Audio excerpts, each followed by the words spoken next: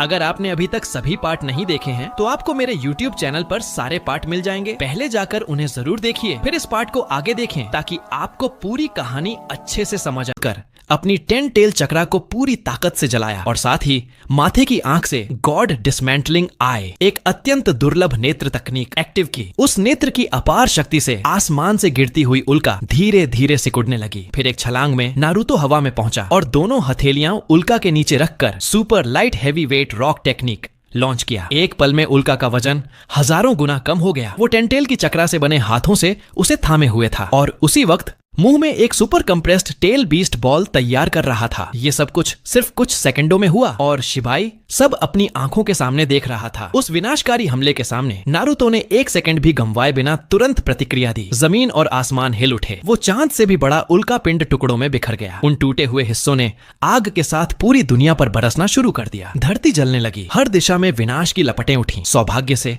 आम नागरिक पहले से ही 1000 मीटर गहरे जमीन के नीचे शेल्टर में पहुंच चुके थे। धरती को जो नुकसान हुआ वो तो बस लड़ाई के खत्म होने के बाद ही सुधारा जा सकेगा। शिबाई ने नीचे खड़े नारुतो को देखा। चेहरे पर हल्की मुस्कान के साथ कहा, बुरा नहीं किया, लेकिन दूसरी उल्का का क्या करोगे? उसके बोलते ही आसमान में एक और विशाल उल्का प्रकट हो गई। इस बार शिबाई खुद उस उल्का के ऊपर जा पहुंचा और टेंसेगन रिपल्शन फोर्स से उसे और तेज गति से नीचे धकेलने लगा। गुरुत्वाकर्षण और रिपल्शन दोनों का प्रेशर इतना ज्यादा था कि अकेले नारुतो के लिए उसे रोक पाना नामुमकिन था। फिर भी उसने उल्का को थामे रखा और साथ ही ओबितो, मिनाटो और सास्के को सिग्नल भेजा। एक कमुई पोर्टल हवा को चीरता हुआ खुला और उसमें से ओबितो, मादारा, सास्के और हशिरामा निकल आए। पांचों ने मिलकर अपनी सबसे ताकतवर तकनीकें छोड़ी और आखिरकार दूसरी उल्का को भी रोकने में सफल हुए। शिबाई ने नीचे खड़े उन सबको देखा और बुदबुदाया, मनुष्य जितना सोचा था उससे ज्यादा दिलचस्प है। इतना कहकर उसके माथे की दरार खुलने लगी जिससे झलकने लगी रिन्ने शारिंगन। नारुतो ने सबको चेताया, सावधान रहो, अब वो असली लड़ाई शुरू करने वाला है। रिन्ने शारिंगन के खुलते ही उसकी शक्ति हेवनली गार्डियन के भी पार पहुंच गई। नारुतो ने तुरंत ट्रूथ सीकिंग बॉल से एक विशाल शील्ड बना दी जिसके पीछे सबको छिपा दिया। शिबाई ने ठंडी मुस्कान के साथ वॉइड शैटर क्लॉ से वो शील्ड तोड़ डाली और सब पूरी तरह उसकी नेत्र तकनीक के सामने आ गए। Divine art heavenly flame command activate. उसने हाथ उठाते हुए कहा, ये वो जुत्सु था जो अपने टारगेट को तेल के दीपक की तरह जला देता है, जिसका शरीर, आत्मा और चक्र सब दीपक के ईंधन में बदल जाते हैं और जब वह ईंधन खत्म होता है टारगेट का अस्तित्व तक मिट जाता है, मानो वो कभी जन्मा ही न हो। उनका जलता हुआ चक्र सीधे शिबाई के शरीर में ट्रांसफर हो जाता है। जैसे ही जलती हुई चक्रा की लपटें उठीं, वो सीधी आसमान को चीरते हुए बादलों तक पहुंच गईं। अब नारुतो और उसके साथी पूरी तरह शिबाई की नजरों में थे और सब उस divine art heavenly flame command के असर में आ चुके थे। लाल आग ने उन सबको घेर लिया। नारुतो के शरीर पर फैली हुई चक्रा क्लोक धीरे धीरे पिघलने लगी और कुछ ही पलों में वो सुनहरी मोम जैसी परत बन गई। देखते ही देखते उसकी चक्रा क्लॉक बुझ गई और अब उसका असली शरीर जलने लगा था। सास्के, हशिरामा और बाकी सब पहले ही राख बन चुके थे। नारुतो के चेहरे पर उलझन और निराशा झलक रही थी। वो यकीन नहीं कर पा रहा था कि ऐसी डिवाइन आर्ट जुत्सु वाकई मौजूद हो सकती है। शिबाई उसकी पीड़ा देखकर संतुष्ट हुआ। जैसे ही नारुतो पूरी तरह जल गया, उसकी सारी चक्रा शिबाई के शरीर में समा गई। थोड़ी देर बाद बस राख बची। ये हेवनली फ्लेम कमांड के पूरी तरह सफल होने का प्रमाण था। लेकिन तभी शिबाई के माथे पर हल्की शिकन उभरी। उसे महसूस हुआ उस राख में आत्मा का प्रभाव नहीं था। असल में जब नारुतो ने ट्रूथ सीकिंग बॉल से सभी को ढकने वाली शील्ड बनाई थी, उसी वक्त उसने शैडो क्लोन और ट्रांसफॉर्मेशन जुत्सु का इस्तेमाल करके सबकी जगह अपने क्लोन भेज दिए थे। असल नारुतो और बाकी सभी ओबितो के कामुई स्पेस में छिप चुके थे। जब क्लोन नष्ट हुआ तो उसका अनुभव और यादें असली नारुतो तक लौट आईं। अब उसे हेवनली फ्लेम कमांड की पूरी जानकारी मिल चुकी थी। गहरी सांस लेते हुए उसने सबको बताया, अगर हम बिना सुरक्षा वापस शिबाई के सामने गए तो ये खुदकुशी होगी। सब सोच में पड़ गए, आखिर उस जुत्सु का तोड़ क्या है? सास्के ने कुछ पल में जवाब ढूंढ लिया। उसने कहा, उस आग का जलना एक ऑर्डर में होता है, पहले चक्रा, फिर शरीर और आखिर में आत्मा। अगर किसी के पास असीम चक्रा हो तो वो जलने की प्रक्रिया को लंबा कर सकता है। नारुतो के दिमाग में तुरंत ख्याल आया, शिंजू यानी गॉड ट्री। उसने ओबितो से कहा कि सबको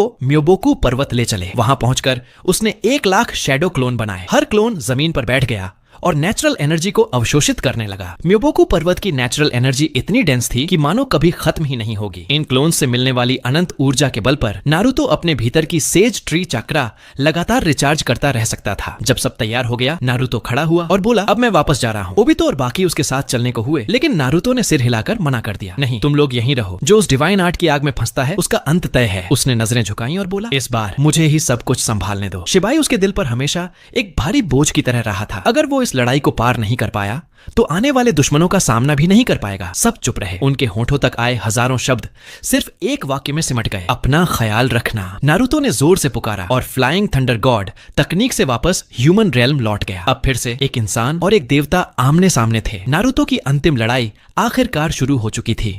उसे पहले से ही शिबाई के हेवनली फ्लेम कमांड जैसी घातक तकनीक का तोड़ मालूम था। शिबाई को यकीन ही नहीं हुआ कि नारुतो इतनी जल्दी फिर उसके सामने आ सकता है। उसने माथे की आंख खोली और तुरंत divine art heavenly flame command activate कर दी। लाल आग सीधी नारुतो के सिर पर भड़क उठी, लेकिन उस खौफनाक ज्वाला के बावजूद उसके शरीर पर लिपटी सुनहरी चक्राक्लोक जरा भी नहीं पिघली। शिबाई हैरान था। उसे समझ नहीं आया कि आखिर नारुतो इस आग का सामना कैसे कर रहा है। असल में नारुतो ने इसके लिए पहले ही म्योबोकू माउंटेन में 1,00,000 शैडो क्लोन सेनजुत्सु चक्रा बैटरीज तैयार कर रखी थी। लेकिन शिबाई भी बेवकूफ नहीं था। वो समझ गया कि नारुतो किसी तरीके से बाहर से चक्रा खींच रहा है। हेवनली फ्लेम कमांड की आग आधा जलाया हुआ चक्रा शिबाई को ट्रांसफर कर देती थी। लालच में भरे शिबाई ने तय किया वो नारुतो का पूरा चक्रा जलाकर खुद में समा लेगा। इसलिए उसने कोई और अटैक नहीं किया, बस आग को जलने दिया। इधर नारुतो को भी अजीब लगा। अचानक उसे महसूस हुआ कि शिबाई का चक्रा तेजी से बढ़ रहा है। तभी उसे समझ आया उसका जला हुआ चक्रा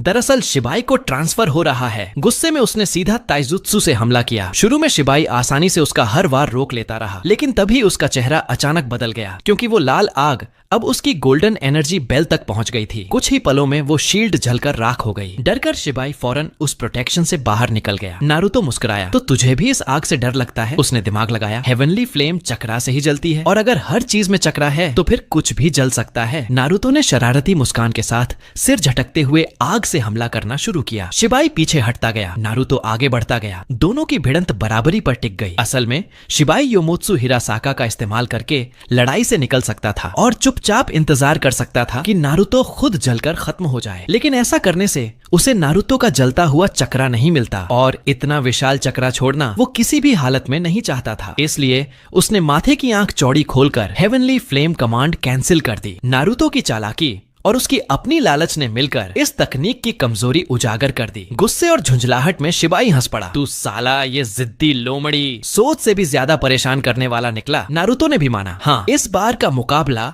पहले जन्म वाले से कहीं ज्यादा मुश्किल है। पिछली बार तो वो शिबाई की असली ताकत जाने बिना ही हार गया था, पर अब भले ही उसने पूरी ताकत झोंक दी, उसे हराना अब भी बेहद मुश्किल था। जन्म के बाद से ही नारुतो और कुरामा इस पल के लिए तैयार थे। अब वक्त आ गया था अंतिम ट्रम्प कार्ड इस्तेमाल करने का। उसने हाथ उठाकर चारों ओर 8 काले रॉड्स फेंके। लाल रंग की बैरियर धीरे धीरे उठने लगी। फिर उसने हाथ जोड़कर कहा, 6 पाथ्स 10 टेल बेरियोनन मोड। म्योबोकू माउंटेन में बाकी बचे सभी शैडो क्लोन्स उसी पल गायब हो गए। नारुतो के शरीर से इतनी चमक निकली कि शिबाई को आंखें ढकनी पड़ी। जब उसने फिर देखा, नारुतो एक नए रूप में खड़ा था। लाल चक्रा क्लोक उसके शरीर को घेरे हुए थी और उसके पीछे फैली थी 10 विशाल पूंछें, हर एक चमकदार, हर एक जीवंत। 10 टेल बेरियोन मोड में नारुतो की आंखें अब गहराई में समंदर जैसी शांत थीं। शिबाई कुछ पल के लिए ठिठक गया। उसने महसूस किया एक इंसान होकर भी नारुतो उसकी जैसी देवता स्तर की सत्ता में भय पैदा कर रहा था। ये कैसी चक्रा है और ये कैसी नजर। पिछले जन्म में नारुतो ने 9 टेल बेरियोन मोड से अपनी पहली जिंदगी में विजय पाई थी, पर उस मोड की सबसे बड़ी कमजोरी थी उसकी लिमिटेड टाइमिंग। लेकिन इस जन्म में नारुतो के अंदर मौजूद है 10 टेल की पूरी शक्ति, और इस बार जो जल रही थी वो सिर्फ कुरामा की चक्रा नहीं, बल्कि उसका खुद का वर्षों के ट्रेनिंग से निखरा हुआ विशाल चक्रा भी। इस आधार पर इस्तेमाल किया गया हेवी बेरियोन मोड पहले से कम 10 गुना ज्यादा ताकतवर था। एक पल में आंखों के सामने बस लाल चमक फैली और नारुतो अविश्वसनीय स्पीड से शिबाई के ठीक सामने आ गया। शिबाई ने तुरंत रिएक्ट किया। उसका मुक्का, जिसमें हवा और बिजली की शक्ति थी, सीधा नारुतो के चेहरे की तरफ बढ़ा, लेकिन नारुतो ने सहजता से उसका हाथ पकड़ लिया। शिबाई अंदर ही अंदर हिल गया। उसने और तेज घूंसे बरसाने शुरू किए। हर वार नारुतो के किसी न किसी महत्वपूर्ण पॉइंट की तरफ था, पर नारुतो के दोनों हाथ हर वार को सटीकता से रोक रहे थे। हवा में लगातार सोनिक बूम्स गूंजने लगे। शिबाई जितना ज्यादा लड़ता उतना ही हैरान होता गया। उसका गर्व, उसका ताइजुत्सु, कैसे एक इंसान बराबरी से उसे रोक पा रहा था, चाहे वो मानता या नहीं। पर सामने खड़ा नारुतो अब पूरी तरह उसके बराबर का प्रतिद्वंदी बन चुका था। वो सोच ही रहा था कि आखिर नारुतो ने इतनी ताकत अचानक कैसे बढ़ाई। तभी नारुतो ने मौका देखकर उसके पेट में एक भयंकर पंच जड़ दिया। शिबाई का शरीर दर्द से कांप उठा। वह प्रहार उसकी रग रग में समा गया था। इसके बाद दोनों के बीच जमीन और आसमान हिलाने वाली ताइजुत्सु की लड़ाई छिड़ गई। गुस्से में भरकर शिबाई ने देवता का claw, divine claw, absolute grip activate किया और सीधे नारुतो की गर्दन पकड़ने की कोशिश की, जैसे उसका सिर तोड़ ही डालेगा। नारुतो ने बिजली जैसी स्पीड से उसका हाथ पकड़ लिया, पर तभी शिबाई का दूसरा पंजा झटका खाता हुआ उसकी ओर बढ़ा। नारुतो ने शरीर को पूरी तरह पीछे झुकाकर उस वार से किसी तरह बचा लिया, लेकिन तभी शिबाई ने एक डरावनी मुस्कान दी। क्रड़ाक! नारुतो की दाहिनी बांह जोर से उखड़कर अलग जा गिरी। तेज दर्द की लहर आई, पर नारुतो का चेहरा बस थोड़ा सख्त हुआ, फिर सीधे सिर टकराकर शिबाई को पीछे धकेल दिया। दोनों हवा में उछलकर अलग जा गिरे। नारुतो ने हाथ उठाया। बानशो तेनिन जमीन पर गिरी अपनी बांह को खींचकर वापस बुलाया और सीधे कंधे पर रख दी। सफेद धुएं का बादल उठा और बांह फिर से जुड़ गई। शिबाई मुस्कुराया। अच्छा वार था, लेकिन फायदा कुछ नहीं। मैं गोट ट्री का चक्र फ्रूट खा चुका हूँ। मेरी लाइफ अनलिमिटेड है। पर उसकी बात पूरी भी नहीं हुई थी कि उसका चेहरा अचानक पीड़ा से मरोड़ गया। एक झटके में उसने मुंह से खून उगल दिया। वो हक्का बक्का रह गया। क्या ये कैसे मुमकिन है? मैं तो अमर हूँ, फिर ये दर्द क्यों? तभी उसे अंदर से एहसास हुआ उसकी लाइफ फोर्स लगातार गिर रही थी। नारुतो ने हल्की मुस्कान दी। आखिर महसूस हो ही गया है ना? तेरी अमृता अब खत्म होने वाली है। तेरी लाइफ लाइन अब इमोर्टल बाउंड्री के नीचे जा चुकी है। उसी वक्त कुरामा की आवाज उसके भीतर गूंजी। नारुतो, अब चक्रा रिजर्व बहुत कम बचा है, अब इसे खत्म कर दो। नारुतो ने हाथ फैलाया। पीछे की 10 टेल्स उसकी हथेली में जुड़ने लगी और एक विशाल रासेंगन बनने लगा। वो रासेंगन लाल रंग में बदल गया, फिर फैलने लगा, बढ़ता गया, यहाँ तक कि शिबाई की पूरी नजर उस जलते हुए आग के गोले में ही समा गई। शिबाई ने विकृत हंसी हंसते हुए कहा, अगर मैं इस चक्रास्फीयर को निगल लूं तो मैं फिर से अमर बन जाऊंगा। अचानक उसका शरीर फैलने लगा। वो एक विशाल खरगोश जैसे दैत्य रूप में बदल गया, बिल्कुल कागुया ओत्सुत्सुकी की तरह, और उसने अपना खून से सना विशाल मुंह पूरी तरह खोल दिया। वो सचमुच नारुतो को पूरा निगल जाने वाला था, लेकिन अगले ही पल नारुतो ने अपने हाथ में बना रासेंगन सीधे उसकी खुली हुई जबड़े में ठूंस दिया। दोनों हवा में भिड़े रहे, एक भी इंच पीछे नहीं हटे। नारुतो की नजरों में अब सिर्फ दृढ़ता थी। उसने ठंडे लहजे में कहा, अगर तू भाग जाता शायद बच भी जाता, पर अफसोस तेरी लालच ने तुझे खत्म कर दिया। ओत्सुत्सुकी शिबाई उस रासेंगन में समाई चक्रा शिबाई की कल्पना से भी कहीं बढ़कर था, क्योंकि उसमें सिर्फ 10 टेल बेरियन मोड की शक्ति नहीं थी, बल्कि उन लाखों शैडो क्लोन्स का नेचुरल एनर्जी भी था जो नारुतो ने पहले से इकट्ठा कर रखी थी। इस अद्भुत शक्ति को महसूस कर शिबाई डर के मारे कांप उठा। तू आखिर है कौन? नारुतो ने ठंडी मुस्कान के साथ जवाब दिया, मैं हूँ उजुमाकी नारुतो, भविष्य का 7वां होकागे, और वही नीच इंसान जिसे तूने कभी नीचा समझा था। यह कहते ही उसने जोर से दहाड़ लगाई और अपने हेवी बेरियन मोड की आखिरी चक्रा पूरी की पूरी उस रासेंगन में डाल दी। वो ऊर्जा फट पड़ी। शिबाई के दांत एक एक कर टूटने लगे। उसका शरीर उस विनाशकारी गोले से दबकर गहराई में समाने लगा, एक ऐसे अंधकार में जहां से वापसी असंभव थी। वो चिल्लाया, मैं देवता होकर आज एक इंसान से हार गया। नारुतो की आवाज गूंज उठी, गलती बस इतनी थी कि तूने निंजा की ताकत को कम समझा। एक विस्फोट के साथ शिबाई का शरीर लाखों सुनहरी रोशनी के कणों में बदल गया और यूं ही वो सदा के लिए मिट गया। नारुतो ने आखिरकार अपने पिछले जन्म के सबसे ताकतवर दुश्मन को हरा दिया था। वो जमीन पर उतरा और उसके चेहरे पर पहली बार एक हल्की